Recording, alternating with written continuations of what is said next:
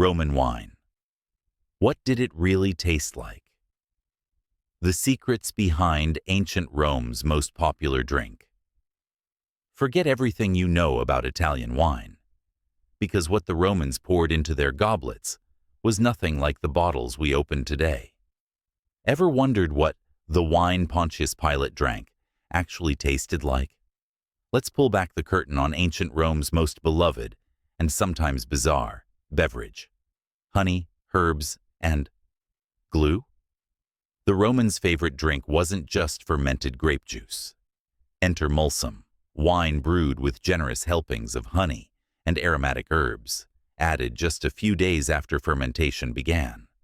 To modern palates, the result would be startling: a thick, sweet, pungent concoction, with flavors more like sticky glue and wildflowers than the crisp wines we know. Most Roman wines were light in color, intensely sweet, and surprisingly strong, rarely less than 15% alcohol. But not all wines were created equal. The rich drank gold, the poor drank dregs. The wealthy demanded the finest, wine pressed only from grape juice, separated from the skins to avoid any sourness. For the masses, vintners made do with leftovers, grape skins and pulp pressed again, producing a darker, rougher drink that was still a far cry from our modern reds. After fermentation, the wine was poured into amphorae, huge clay jars, and sent to market. But there was a problem. Roman wine didn't age well. Within a year or two, it would start to spoil. If you could keep a vintage longer, it became a luxury worth its weight in gold. When wine went bad. Did Romans toss spoiled wine? Never. Instead, they transformed it into posca, a cheap staple for soldiers and workers. Just add water and fruit syrup, or sometimes honey, and you had a tart, tangy drink. The syrup was often made from quince and could mask the worst flavors of even the cheapest brew. A recipe for curiosity, and maybe disaster. Roman wineries were far from the sanitized cellars we imagine today.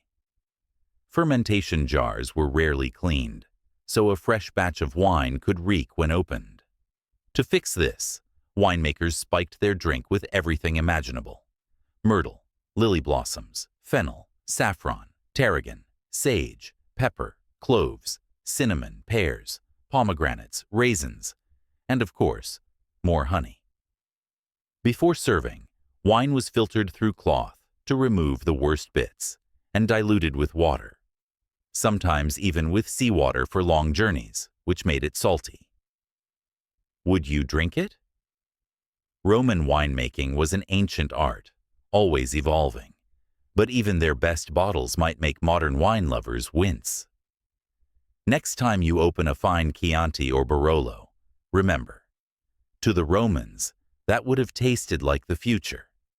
Their wines were rough, sweet, herbal, and sometimes downright strange, but for them, it was the taste of civilization itself.